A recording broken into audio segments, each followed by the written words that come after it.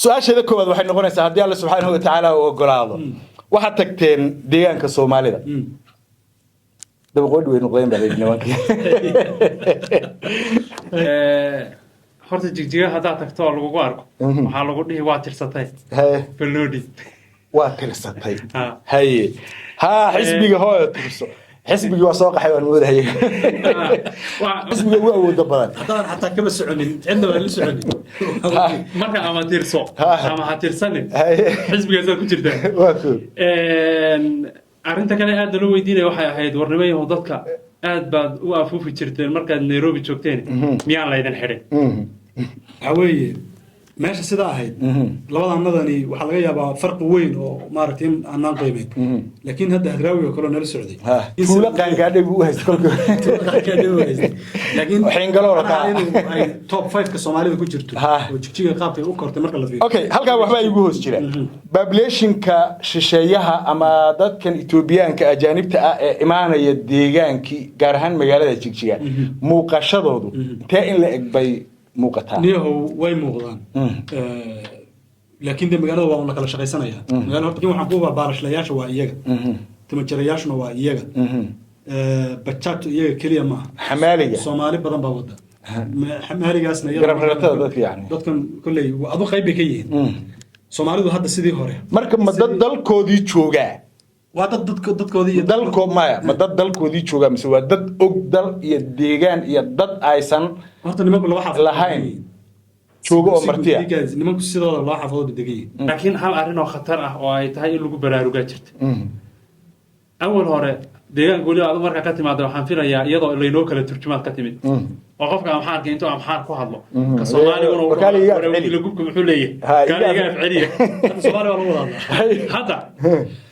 waxaa kugu adkaani qofka heer galbeedka iyo qofka amxaarka inay kala garan weyd wixii Soomaali bay noqdeen Soomaaliga luqadda sida af Soomaaliga u barteen ay ugu hadlayaan waxaad weydiini ma dadkan buuraleyda Itoobiya ka yimid baa tahay mise qof Soomaali ah baa tahay laakiin wuxuu arrinta u dambeysay odayaasha ani ismali odayaasha dawladda caqabad bay ku tahay ee waxaan aaminsanahay inay iyagu caqabad yihiin odayaasha deegaanku iyaga sidooda caqabad u ah sababtoo ah markuu odaygii baxayo wuxuu rabaa baajada ku baxo واكو جوارو استبدك تربا إنه ماركتي أسكر لسيور ربا السجي بقى نظام دولتين إنه وصع الربا وأنا هو جامية بلاد مركز النظام دولتين أضيكوا في يد وين وما أدري إنه كلا حليو جيت خاص فريستلقي الربي إنه نظام دولتين يبابور يمشار استبدكوا معناها كم خصبنا لكن أضياشي واحد مودة أنا أضياش أنا كحد جود بيني واحد مودة إن أضياش اللفت هذا أي سن باس كودي أي نتشوجين أضياش وأي مار واحد تا أضياش أسيق ورتو أضياشاس ده كودن إسلامية إنرجع أي قوية أي مصر يكون دفاع هيان ما نقول هذا أي سنة قونين يعني محويها بس لا عقل يعني مد كي مد با مسا ومد يعني لو سوديبي ما عندما حاول مسوي ديبينه وهذا كم يقولنا هارون ما عقل جوده هذلين دبعت ماشي ترتنا وحاول جامعه odayaashani waxay moodayaan xilliga cabdi ilay la joogo waxay moodayaan inay yiraahdaan Masar baa soo duushay Soomaaliyaanu difaacayna anagu Soomaali manihin isir ma wadaagno inay yiraahdaan waxay moodayaan maamulkii hore uu joogo in gurna lagu siin doono laakiin dadka waaqica jooga ee deegaanka jooga ee xorta ah ee xilliga cabdi ilay wali aan joogin ee hadda yar miyirsaday waxa ay sheegayaan lama qabaan ya aan ka dhaxgala saaxiibka horta in la guul wadayo wax dhib kuma jiro ila guul wadayta moogtahay dadku si khaldan bay ka fahmeen moogtahay لكن دا قول وين مثلا برنامج لما كجا هذا الدوناء كان لسه سؤال هذا ودي صاحبي يقولين وما كان جوابيه أنا قفك هذا كوارك هذيك جامعة وحول نكسنا هذا قبنا يعطان كوارك الليلة اللي قاعد شيء إن جامعة وحول نكسن بوقتي هقول وين معها عيب معها يقول وين ما واركان أما يسنا واركين حاجر تمالي رولي لها بورت وقاعد لوحنته بورت دير بورت مدحوين وزارية ماشي ماشي وبركيسنت هلي ماشي aad loo jeceliye meeshaas aanu galay markii aanu galay aanu sawirradii aanu ku galay soo deedii aad bana loo yara jiijiiri marka waan ka sii gudubnay iridda markii aan marayno yaa nuur waxaan ku odhi horta waa meel qabow jigjiga oo dhan hoostaada iman markaad fuushaad garanay inaad xukuntoba jigjiga horta markaad hoos timaado iyo ku hoos iman ilaa ka gees kaaraamardha iyo xabaalaha dad wax lagu aasto iyo dhankan wajaale gees aadan arkaynin jigjiga ma jirto markaad meesha fuusho marka madaxda iska noqonaysaaba waxaa diir dareemi meesha inaad xukunto hay nuro waxaan ku yiri nuro meesha waa qurux badan tahay wayna fiican tahay laakiin waxaan u malayn madaxweynaha inay dhaxan ku dishay odayaashu inay halkan ka hadlaan arrimahii khuseeyey shaqadoodiina ay gabaan maxaa ugu wacan baa isleedahay waxaan isleeyahay waataan ku idhiyo waqti horey joogaan oo waxay isleeyihiin dowladda wax kaga heli lahaydeen oo dowladda dhaqaale ka sugayaan dowladday ka sugayaan madaxweynaha dowladda waa hadda wuxuu yidhi war Soomaali baa tihiin madaxweynuhu tal cagsiyo muxuu ugu diri waayay meesha hadday shilinka waxa ku shaqaynayaan runtii isaguna wuxuu kaga dhabeeyay wallahi baan shilin bixinayn niyo waa kii dhaafay Soomaaliya niyo dowladdu waa gacan adag tahay بسم الله الرحمن الرحيم خيارتي يا صاحبada hawada nagala socdo meel kasta oo joogtaanba waqtigu haydin wacnaado ayaan idin leeyahay waxa hareerahayga fadhiya saaxiibaday Nuur Maxamed iyo Guuleed Ibrahim Alifle waa bahday dhabka hadal todobaadyada iyo waliba muddo aan filayo 2 bilood iyo wax inay ku dhowdahay waxa saaxiibaday ay ku maqnaayeen wadanka Ogaadeniya ama maxaan ku idhaahdaa deegaanka Soomaalida socdaal aad u dheer faa'iido badan ay wax badan ku soo ogaadeen ayaana ay ku joogeen muddadaasi barnaamijkan oo noqon doona dhowr barnaamij oo isdaba socda kii ugu horeeyay hadii Allah subhanahu wa ta'ala uu ogolaado waxaynu ku soo qaadanaynaa maanta bal gobolada kala duwan ee wadanka Ogaadeniya xaaladda ay ku sugan yihiin يعني ديغان كسوماليدو مانتا مرحلة uu ku sugan yahay waa mid noocee ah sanada ka hor marka loo fiiriyo barnaamijyada kalena waynu aadi doonaa bar hadda soo dhawaada Nuur iyo Guuleedo su'aasheeda koowaad waxay noqonaysaa hadii Allah subhanahu wa ta'ala uu ogolaado waxa tagteen deegaanka Soomaalida daba qood weyn noqdeen baa nimankii warka waxa diinay idinka dib iska sheegi doona kulli bal hadda aniga naftarkeyga markaad baxayseen aad ismayna ogeyn bal hadda si guud markaad deegaankii tagteen ee aad ka bilowdeen meesha uu ka bilowdo jawiga guud ee deegaanka maxaad ku sifayn kartaa aan kugu horeeyay adiga بسم الله الرحمن الرحيم جامعة وسلامة هاي ضد الصومالية جودها وسلامة يا صاحبك يقولون سجنا وسلامة ياي أنت كدب جامعة ورون مركب بحين هذا سوين ما يناول سوور عينين سيس كيرا كدي ساق بحني صدقني بانهين أنا جاي جولد هدراوي أو سجنا مال السعودي هل كان عقب بحني وحان تجني السبب اللي هاي اللي تشوفني كدبنا كتجني وتشجيع أيام تجني تشجيع مركب تجني وحان مرين صدق بين ama saddexdii maalmood ee ugu horeeyay waxaanu ka qayb galnay kulankii baarlamaanka deegaanka oo halkaas ka furmay maalintii anaga aan tagaynay subaxeedii ayaanu ka qayb galnay kulankaas muddo socday 3 maalmood saddexdii maalmoodba waan tagaynay mar aan wax ka duubno iyo mar aan u dhageysano doodihii meesha ka socday oo si maaragtay public aan u dhageysano ayay isugu jireen runtii wixii barnaamijyo markaas aanu karaynana waan ka duubnay wixii kale aan markaas duubitaan u baahnayna goobjoog baan ka ahayn sida ay shaqada baarlamaanku u socotay iyo su'aalaha la isweydiinayay iyo sida maaragtay runtiina aragti aan markii hore ka haysanin ama marka banaanka la joogo aan laga haysanin ba halkan naga soo baxday oo gudaha marka la joogo dooda halkaas ka dhacaysa inta badan nimanku saxaafadda necab yihiin horta sida xaqiiqada nimanka deegaanka jooga ay saxaafadda aad maaragtay uma karkarayaan Soomaaliya hadda markaad joogto ama Soomaaliya hadda laga warramayo baarlamaanku markii sida looga soo baxo albaabka la wada wuxuu ku hadlay waa la ogyahay walba wuxuu ku hadlayna waa la ogyahay ku walbana isaga shir jiray oo gaar ah qabanaya saxaafadda la hadlay laakiin deegaanku sida ma ka duwan yahay dad xataa codsato xildhibaan soo baxay inuu kula hadlo waxa laga yaabaa inay adkaato mararka qaarkood laakiin gudaha markay joogaan say u doodayaan ama ay u maaragtay isla xisaabtamayaan waxaa jirta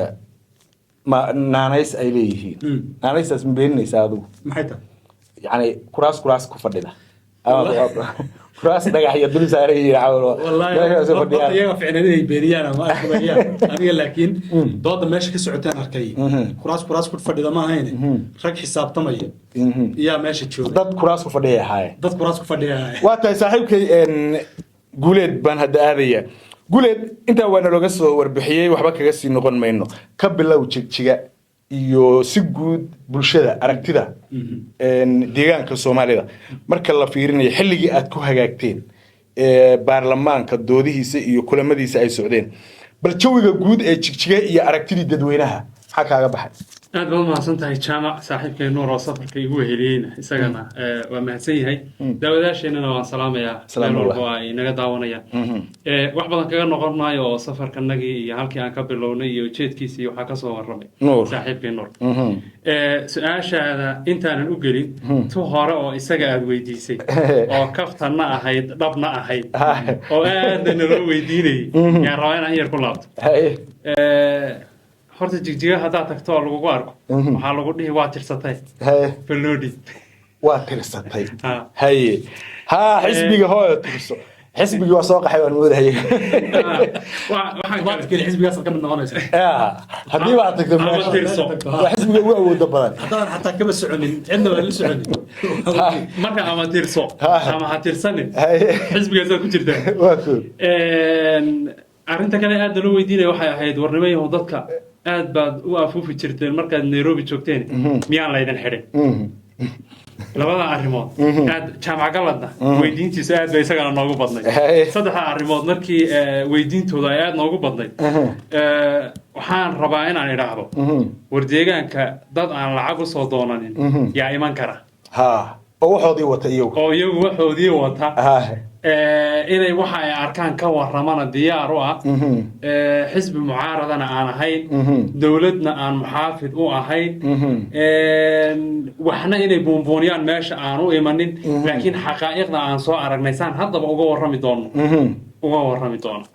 ما شاء الله اوكي si guud marka aad fiiriso magaalada jigjiga ma ahayn markii yani idin ku horeysay labadiinaba ama wada socda ama kala socda xilliyadii hore ee aad jigjiga tagteen iyo xilligan ugu dambeeyay bal markaas barbar dhigto maxaa ku muuqday jaamacow waxaan dhihi karaa aniga horta aad baan ugu laalaabtay intii isbedelka weliba ka dambeysay jigjigada aan hadda tegay iyo jigjigadii aan 2019 tegay farqi cirka iyo dhulku intay isu jiraan yaa u dhaxeeya marka aad fiiriso jigjiga siday u kobocday iyo baaxadda inta ay ku fadhida siday u ballaaratay ma qiyaasan kartid guryaha hadda qabyada wada ah ee gacanta lagu hayo ee la dhisanayo ee gees walba magaalada uga fiday waa waxa ugu horeeya markaad meesha saa u tagtaba indhahaagu qabanayaan isbedelka aad dareemayso waa dhismayaasha cusub waxaa kaloo aad dareemaysaa intaana ka bixin laamiyadan faraha badan ee aadka loo qurxiyey aadka loo dhareeyey leerarka cajiibka ku yaalaan maxaan ku idhahdaayay يعني ومجال اسودتها ومجال هرمر دين عوال بقى وكمو حاكو در الهاد نورويتها wax badan kuma darayo jigjigadii hore maaha oo jigjiga dambe waa jigjiga Mustafa la dhalatay waa jigjiga ama Mustafa la dhalatay ama isbedelka la dhalatay waa jigjiga waxa keenayana waxa kow ka ninka la jaamaco wadanku waa nabadgeliyo deegaankeenu marka xaqiiqada laga warramo waa deegaan nabdoon waxaan u malayn qarniyadii ugu dambeeyay intii inagu aynu aqliyaysanay meeshan dagaal iyo dhibaato ka socon jirtay ka soo socda ka daran ka soo socda ilaahay inama gaarsiiyay laakiin intii aynu ogeyn waxa weeye waxa ka socday meel un qub iyo qac iyo qayladu ay taagan qaylahayd moogtahay hadda laakiin intii 6 sano ugu dambeeyay deegaanku dhacdooyin way jiraan mararka qaarkood ama qabaylada isku dhacaan ama maaragtay si kala dhacdooyinka kooban way jiraan amniga iyo nabadda marka wax walba horseedaysa nabadda horseeday in jigjiga ay dhinac walbana u fido si aan caadi ahayn ay shacabku ay dhulkii u dhistaan magaaladii loo caasimadeeyo marka aad fiiriso waxyaaba hadda anaga guuleed meesha waa kula laabanaynay oo dhowr kiisana hadda ugu dambeeyay anigu hadda markii saddexaad aan tagay ahayd baa ku soo aroosatay waa ku soo maartay hawlo waaweyn oo ku soo galay waxa weeye meesha sida ahayd labadaanadani waxa laga yaabaa farqi weyn oo maaragtay aanan qiimeyn laakiin hadda hadraawi oo kale nala socday markuu qiimeeyey sawirkii uu ka haystay iyo sawirkii uu tegay isaga ficnadu ka warrama laakiin tuula qaangaadhay buu haysto laakiin waxaan galoo rakaa ay top 5 ka Soomaalida ku jirto oo jigjiga qaabkay u kortay marka la fiiriyo okay halka waxba igu hoos jira waxa jira wax dadka Soomaalidu inta badan ee deegaanka ka soo jeeda ay afka ku hayaan daba gaabta dadka leeyahay dadka buuraley ahmaarada iyo Etoobiyaanka yaa meesha ku badan bariya madaxweynuhu inkastoo xogaa yar waa aaminsan yahay in Soomaalidu ay Etoobiyaan yihiin laakiin Soomaalidu Etoobiyaan ma aha dadka Etoobiyaanka xagga ka yimaada iyo dadka Soomaaliyeed yani waxa la yiraahdaa marka la fiiriyo bahashii waa ku soo badanaysaba ama waa isceshadaan aadna waxa afka loogu hayaa oo waliba oromada iyo kuwa af Soomaaliga yaqaana ay maaragtay ku celceliyaan wariya Jigjiga waxay noqonaysaa iyada maxaan ku idhaahdaa magaalo oo diri dhaba camal bay noqonaysaa bay ku leeyihiin yaa dhisaba populationka shisheeyaha ama dadkan Etoobiyaanka ajaanibta ah ee imaanaya deegaankii gaar ahaan magaalada Jigjiga muuqashadoodu intee in la eg bay muuqataa niyahow way muuqdaan laakiin magaalada waa una kala shaqaysanaya magaalada horta baalbaja ma si guud marka la fiiriso si guud marka la fiiriyo waa muuqdaan annaga horta maalmahan ciidaha isu soo baxaan oo kale maalmaha aad u muuqdaan horta waa maalmahaas annaga maalmahaas kale kuma aanaa beegmin oo ma aanaan joogin iyadoo maalmahaas kale ay xusayaan ama isu soo bax sameynayaan laakiin si caadi ah marka magaalada loo joogo dadka bajaajta wadana qayb bay ka yihiin waa iyaga dad ma iyaga kaliya ma Soomaali badan baa bajaaj baalashlayaashuna waa iyaga baalashlayaashu iyaga u badan yihiin timajarayaashuna waa iyaga timajarayaashuna iyaga u badan yihiin maxaan ku ahaa biyoolayaashu biyoolayaashana biyoolo ma arag laakiin waa suuragal ku badaa inay kamid ama ay u badan yihiin laakiin waxaan ku waa baalashlayaasha waa iyaga timajarayaashuna waa iyaga bajaajtu iyaga kaliya ma xamaaliga Soomaali badan baa wada xamaaligaasna garabaratada dadka yani dadkan kulay adu qayb bay ka yihiin Soomaalidu hadda sidii hore marka ma dad dalkoodii joogaa waa dad dadkoodii iyo dalko maya ma dad dalkoodii jooga mise waa dad og dal iyo deegaan iyo dad aysan horta nimanku laba xaafad lahayn joogo oo martiya nimanku sidooda laba xaafadood degan wixii kale meelo gaar ah degan laba xaafadood oo xaafadda shanaad iyo xaafadda lixaad la yiraahdo ay u badan yihiin labada xaafadood dadka ugu badan ee ka soo toosan qiyaasayo waa iyaga saxayeen waa iyaga laakiin magaalada markii caadi loo joogo dadkaas un ganacsanaya ee cararaya ee nolol maalmeedkooda cayrsanaya un bay qayb ka yihiin wax gooni ah oo martiisu ma arkaan dad Itoobiya waxaan rabaa inaan ku daro nimankan horta buuraleyda ka yimid markii hore amxaarada iyo uragada ganacsatada u badnaa waxaa weheliya oo hadda aad ugu soo batay deegaanka niman dhabuub la dhaho shucuubta koonfureed wey oo weliba aad u dhaqan xun oo Etoobiyaankan kale ka dhaqan xun waa kuwa baktiga cunaan soma waxay hayaan shaqooyinkan hadda isla tilmaamaysay dadkii asaasiga u ahaa ee magaala aysan ka maarmin anigu hal arrin oo khatar leh baan ku soo arkay dadkaas horta inay magaalada ku noolaadaan oo inagu saan Addis Ababa ugu noolaadaan oo Nairobi saynu ugu noolaadaan wax culays uma arkayni laakiin hal arrin oo khatar ah oo ay tahay in lagu baraarugaa jirta awal hore deegaanka weli aad marka ka timaado waxaan filayaa iyadoo laynoo kala turjumaad ka timid oo qofka amxaarka intuu amxaar ku hadlo ka Soomaaliguna uu gubka wuxuu leeyahay gaal iga afceliya Soomaali waa lagu hadlaa hadda waxaa kugu adkaani qofka heer galbeedka iyo qofka amxaarka inay kala garan weydo wixii Soomaali bay noqdeen Soomaali luqadda sida af Soomaaliga u barteen ay ugu hadlayaan waxaad weydiini ma dadkan buuraleyda Itoobiya ka yimid baa tahay mise qof Soomaali ah baa tahay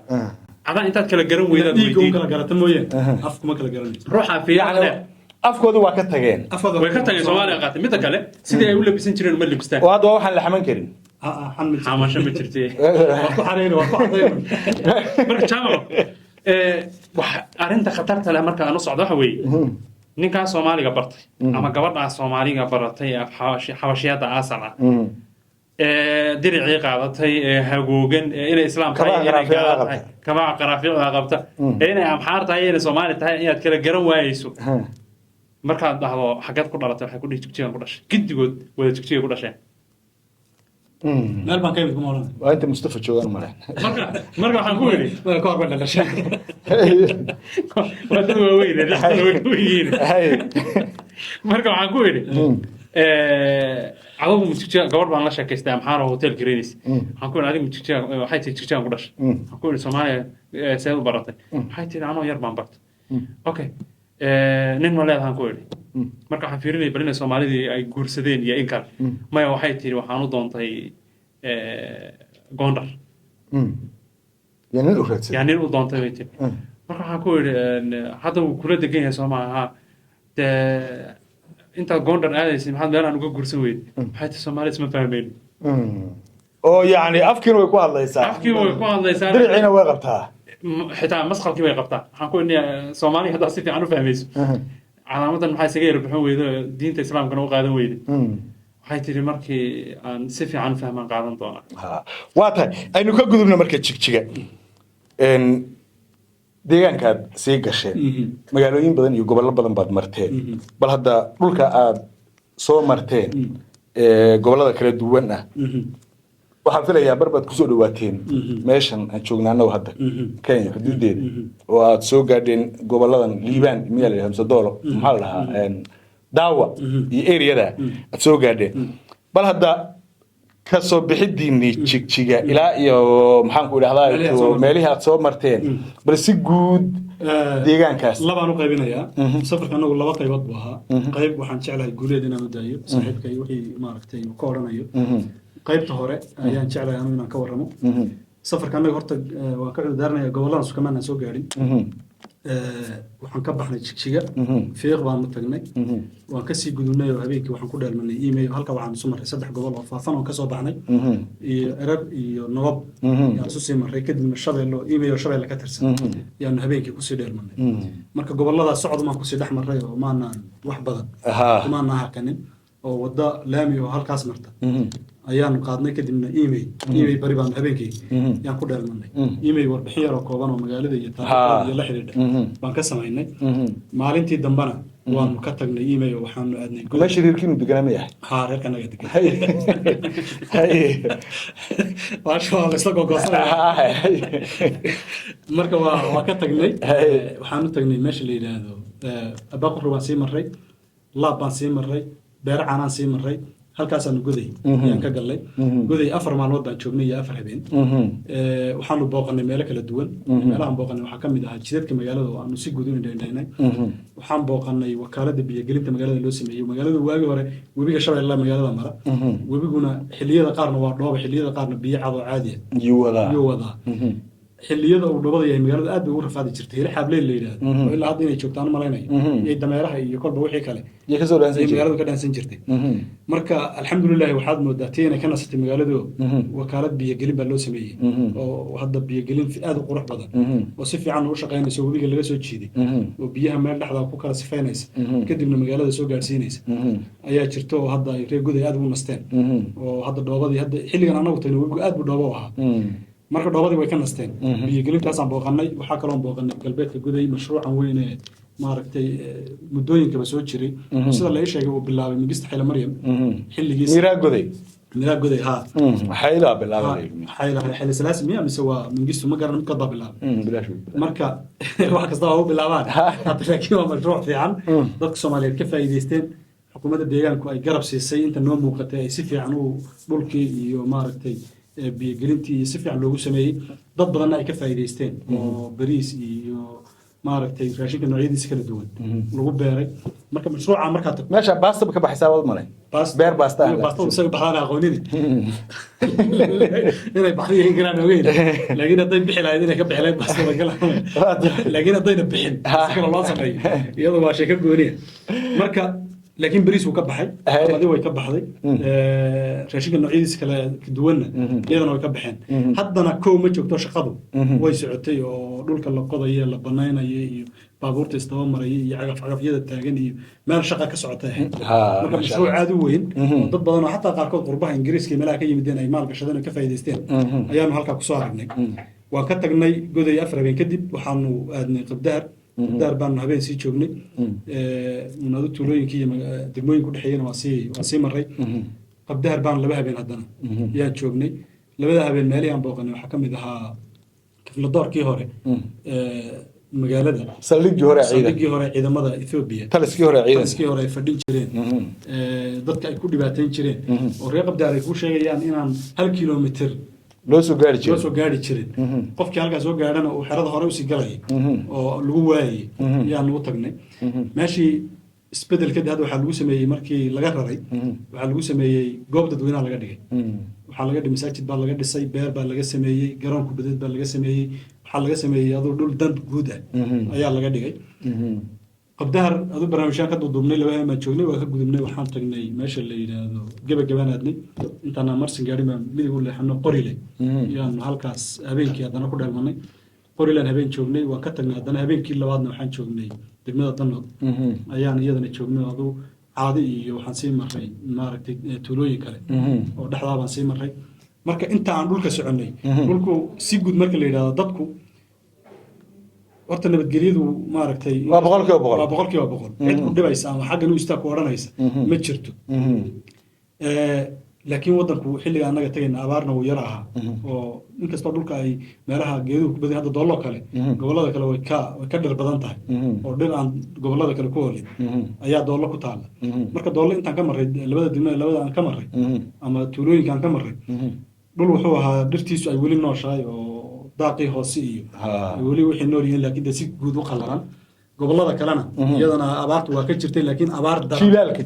jilaal baa ka jiray abaar daran oo laakiin ay dadkii iyo dunyaduba isla fadhiisteen kama jirin dhul tigaad leh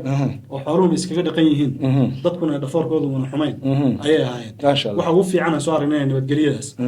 ayay ahayd Danood markaan ka soo noqonayna waxaan soo marray kor baan soo marray marsi baan soo marray waxaan nus dariiq baan marray dig baan halkaa digayaa kule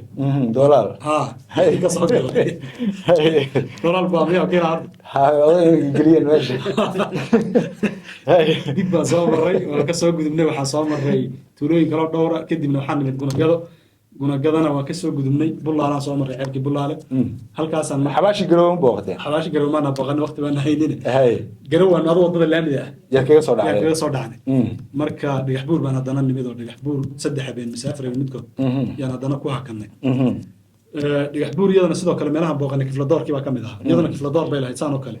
maaragtay isagana dadka loogu dhibaateeyo oo weliba kan waxaa u dheeraa 2 libaax baa ku sawiraaba la yidhi albaabka hore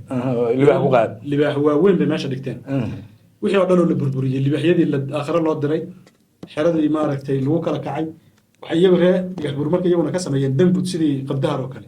laakiin waxay ka duween actionka kuwaas garoon iyo waxay garoon ku badeed iyo waxay ka dhigeen oo yar iyo kuwana laakiin garoon ku badeed oo weyn oo kii ka weyn oo maaragtay stadium weyn ah oo ka jirjiyaba aan marin inuu leekaan doono ayaa meesha laga sameeyey oo dhowr dabaq oo kor saaran fadhigiisu yahay ma sha Allah waxaa kaloo laga sameeyey masaajid sidoo kale laga sameeyey waxaa kaloo laga sameeyey mall iyadana maaragtay suuq oo dukaamo iyo maaragtay laga adeegan doono ma sha Allah laga sameeyey waa mahadsantahay halkaas safarka annaga dhinacaas safarka labaadna saaxiibkay baan deenay waa tahay guuleed waa un su'aashii nuur oo kale iyo wixii aad ku kabayso si guud deegaanka gobolladii aad booqateen degmooyinka maxaa ku soo jiitay oo indhahaaga asdhihi kartaa leeyahay wallahi waa lagu hakan karaa aad baad mahadsan tahay jaamacow waxaan isleeyahay runtii safarkan horta safar aan khibrad badan aan ka soo helay buu ahaa deegaamo fara badan oonan horey u aqoonin aan ku soo maray dhinacii gobolladii aan soo wada maray nuur baa dulmar guud iyo wax alaaliya waxaan kula soo kulannay ka soo sheekay laakiin anigu waxaan rabaa inaan ka bilaabo jigjiga laftirkeeda waxaa jirta meel yar oo la yidhaahdo buurta oo aad loo xanto buurta dheer buurta madaxweynuhu saaran meesha meesha waa barakaysantaha leeyahay meesha aad baa loo jecel yahay meeshaasaanu gallay markii aanu gallay aanu sawiradii aanu ku gallay soo daydii aad baa naloo yara jiijiiday markii aan iridda ka gallay horta buurtan waxaa lagu jeclaaday ay qabtaayo waa meel aad u qurux badan malaha hawaaba kaaga jirtaba nin arkay oo aysan ka gelaynin waa la isugu tegay ma jiro markaa saa u gasho ashqaraarka meesha yaalla iyo quruxda iyo sida loo habeeyey iyo dhirta iyo maxaan ku idhahdaa meeshu siday tahay markaa saa aan u gallay mid ka mid a saaxiibada waxay ugu yihi bal ka waran 7 haddii lagu dhaha halkan ku noolo marka waan ka sii gudubnay iridda markii aan marayno yaa nuur waxaan ku odhi horta waa meel qabow jigjiga oo dhan hoostaada iman markaad fuushaad garanay inaad xukuntaba jigjiga horta markaad hoos timaado iyo ku hoos iman ilaa ka gees kaaramarba iyo xabaalaha dad wax lagu aasto iyo dhankan wajaale gees aadan arkaynin jigjiga ma jirto markaad meesha fuusho marka madaxda iska noqonaysaaba waxaa wadiir dareemiba meeshan inaad xukunto hay nuur waxaan ku yidhi nuro meesha waa qurux badan tahay wayna fiican tahay laakiin waxaan u malayn madaxweynaha inay dhaxan ku dishay waan ka sii gudubnay oo gurigii madaxweynaha yaanu galay madaxweynihii baan la fadhiisanay muddo dheer oo 2 saac iyo badh ah yaanu sheekaysanayn runtii anigu sawirkan madaxweynaha ka haystay wuxuu ahaa nin xanaaqsan oo inta badan social media-hana laga yidhaahdo waa nin cadhaysan oo ciil qaba oo wejigiisa sawirkiisa markaad fiirisana barnaamij dhan baan ka dhigan doonaa booqashadii madaxweynaha iyo kulamadii iyo wixii madaxda waxaad ii fiirisaa gobolada marka intii aad soo marteen waa soo koobaynaa barnaamijka saaxiibkay nuur hal gobol oo kii ugu muhiimsanaa yuu iiga tegay oo city ah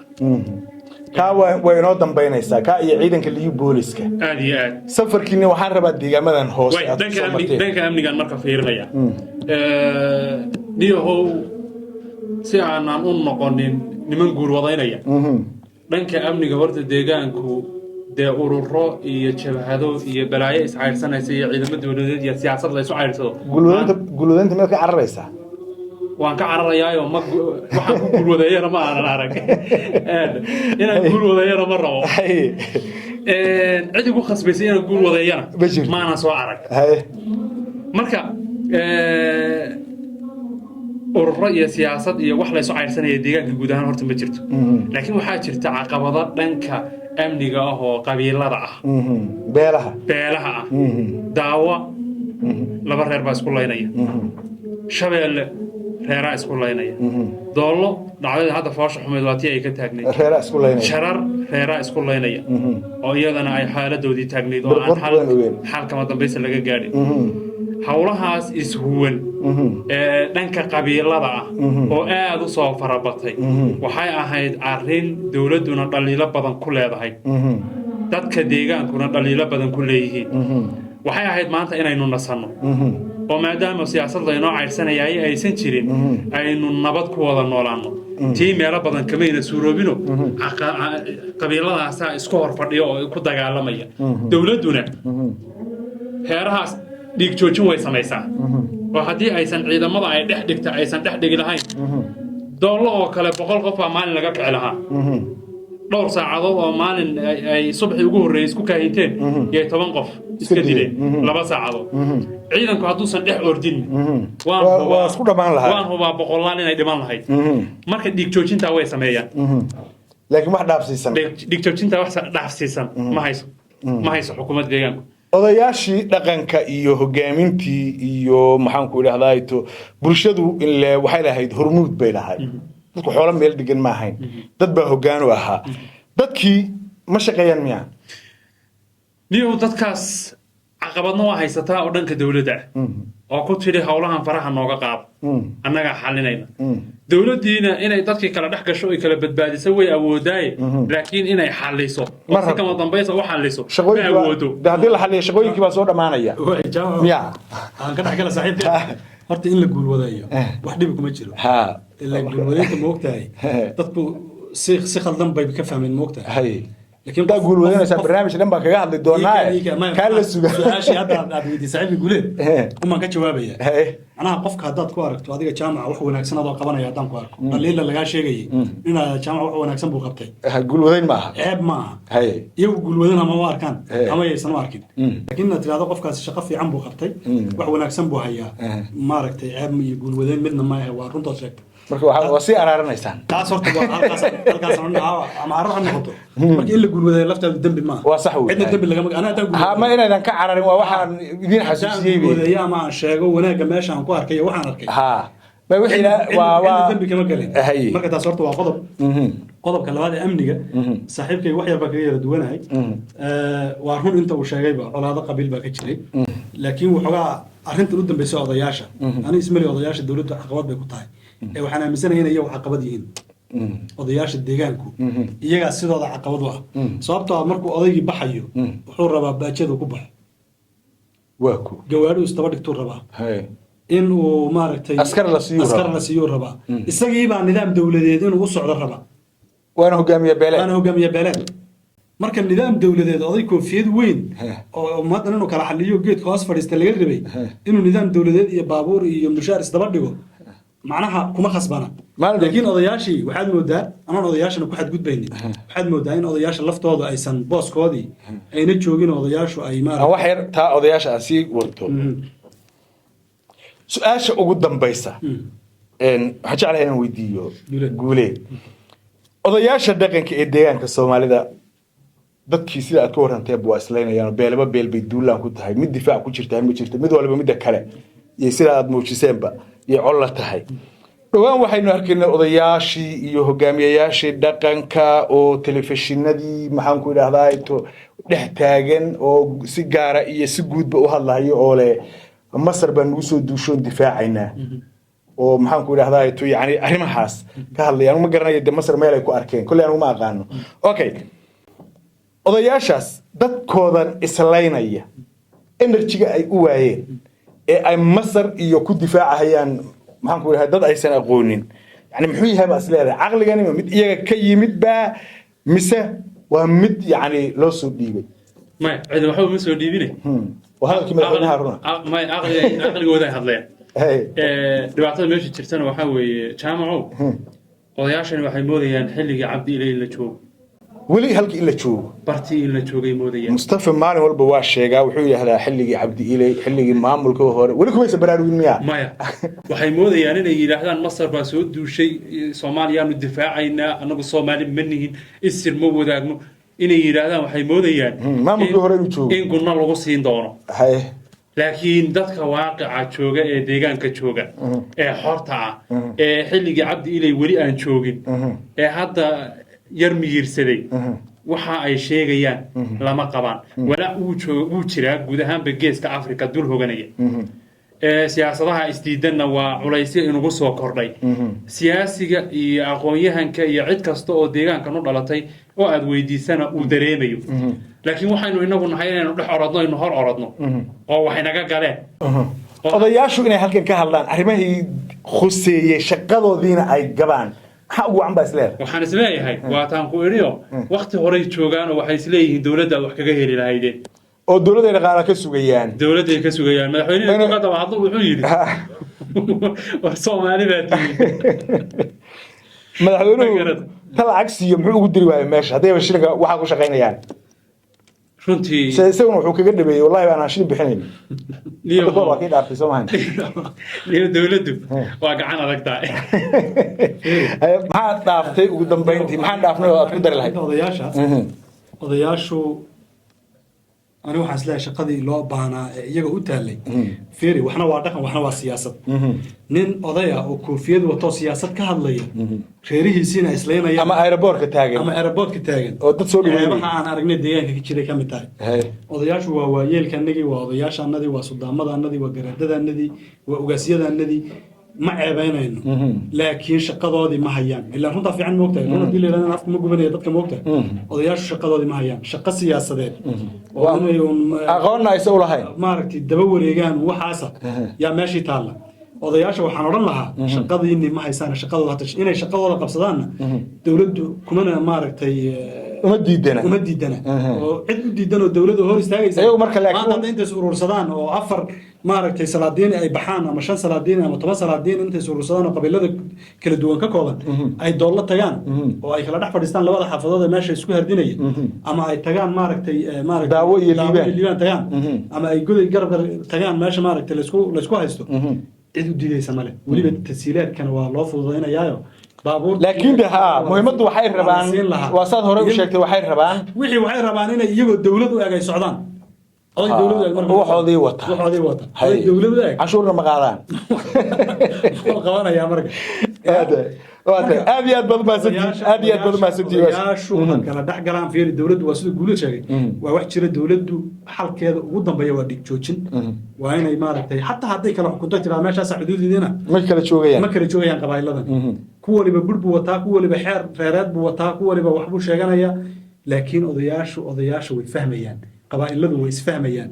waxay ila tahay odayaashu doorkoodii ha qaataan oo intay Masar iyo Egypt iyo meel aan waxba ka galnay ka sheekeyn lahayn ay leeyihiin annagu Soomaali waranaga Soomaali baan nahay ama Ethiopia aan joogno ama Kenya aan joogno ama Geeska Afrika aan joogno Soomaali waa Soomaali madaxweynuhuna uu ka daba hadlay oo wuxuu yiri Soomaali baan been basheeyay cidii tiraahdo dadkani Soomaali ma ahana been bay sheegtay titiri Ethiopia hadda kama tirsanana way wareersan tahay waa hadal runtii waruntii yar dawladeynta way rabaan odayaashu inay baabuurta cadcad ee VID-da madaxtooyada ay ku yaacaan tagaan waxay rabaan heeraha intay dhex istaagaan